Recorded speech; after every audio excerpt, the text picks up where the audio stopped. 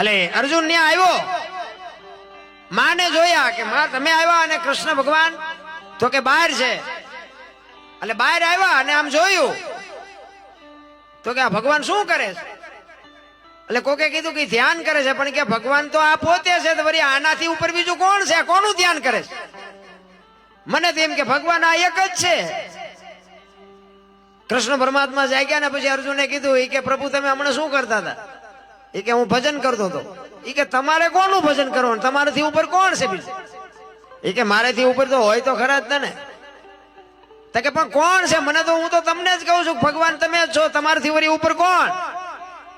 તો કે મારો ભગત છે ને એ મારા કરતા મોટો છે, મારા ભગત માટે ભજન કરવું પડે, એ ભજન કરવું પડે એમ કીધું.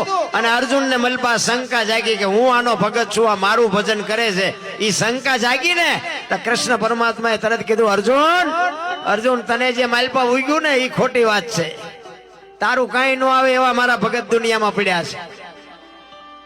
કે તારું કઈ ન આવે અને તારે એવા ભગત જોતા હોય ને તો હાલ મારી ભેગો. કે તારે મારો છોકરો બનવું પડે. કૃષ્ણ પરમાત્મા અર્જુન ને કહે છે એ બાપ દીકરો બે બન્યા ગરજવાન ના અકલ ન હોય. એ કે છોકરો બનવું છે પણ જોવું છે તમારા ભગત કેવા છે. એ બે જણા બાપુ મોરધ્વજ રાજાના દરબારમાં આવ્યા. કૃષ્ણ ભગવાન બાપ બન્યા છે, અર્જુન ને છોકરો બનાવ્યો છે. ગરજવાન ને અકલ હોય નહીં, જે કે એ બને. પછી એમ કે આવું નહોતું કરવાનું, કરી નાખે પછી બધા હલવાય. અહીંયા આવી અને મોરધ્વજ રાજાને કહે છે કે તમારું જમણું અંગ મેં સાંભળ્યું છે કે તમે 32 લક્ષણા છો.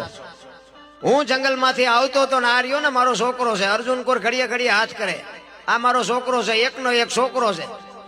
અને સિંહ મળ્યો મને જંગલમાં. સિંહે એમ કીધું કે હું તારા છોકરાને ખાઈ જાઉં. આ રહ્યો એક જ છે મારે, ઈ કે છોકરાને ખાઈ જવાની વાત કરતો.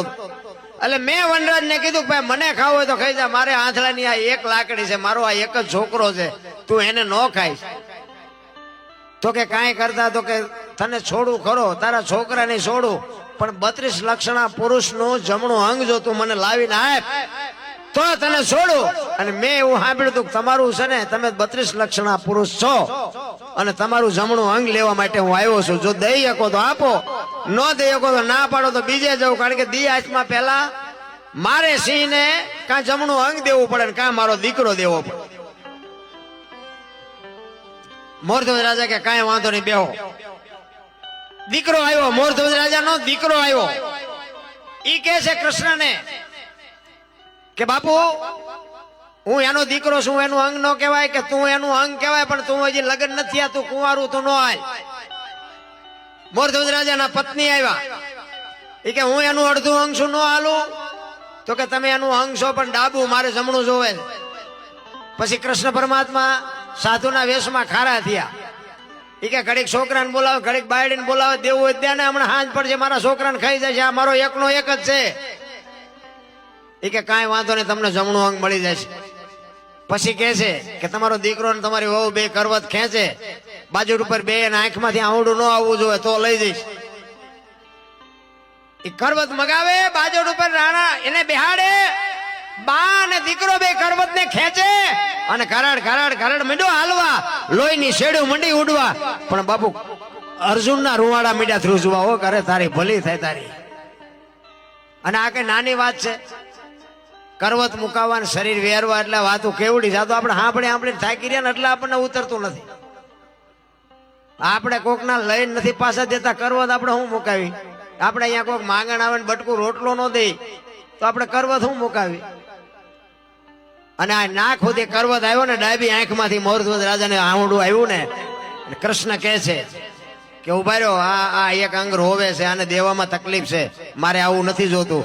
તેથી મોરધ્વજ રાજા કહે છે કે બાપુ તમે સમજો છો ને એ વસ્તુ નથી, તમારી વાત જ આખી ગલત છે. એને ખબર નથી અખિલ બ્રહ્માંડ નો માલિક છે. એ તો સાધુ સમજીને કહે છે કે બાપુ તમે જે વિચારો છો એ વાત નથી, પણ ડાબુ અંગ એટલા માટે રોવે છે કે મારી માના ઉદરમાં અમે ભેગા હતા, દુનિયામાં આવ્યા અમે ભેગા, આટલા વર્ષ સુધી અમે ભેગા રહ્યા, અને જમણા અંગનો ગરાગ આવ્યો ને મેં એવા હું પાપ કર્યા છે કે મારો કોઈ ગરાગ નથી, આવડું એટલે આવ્યું છે મને. ત્યારે કૃષ્ણ પરમાત્મા ને ઓલો અર્જુન ઢોવા મારવા માંડ્યો. એ કે બસ કરાવો ને હવે રવા દો ને, હું જોઈ નથી શકતો. અર્જુન ને કે બેટા તું કહેતો હતો ને મારા જેવા કોઈ ભગત નથી, હજી બીજા જોવા છે. એ કે હવે નથી જોવા. આપણે ત્યાં થોડીક ભક્તિ કરી તો નથી, આપણે જે ઠેકડા મારવા માંડી જતા.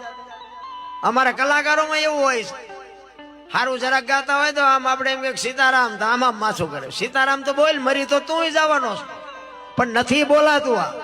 આ જીરવાતું જ નથી રામ. એટલા જ માટે બાપુ આને સમજવા માટે સદગુરુની શાન જોવે. સદગુરુની શાન સિવાય કોઈ દી કોઈ વસ્તુ પતે એમ જ નથી.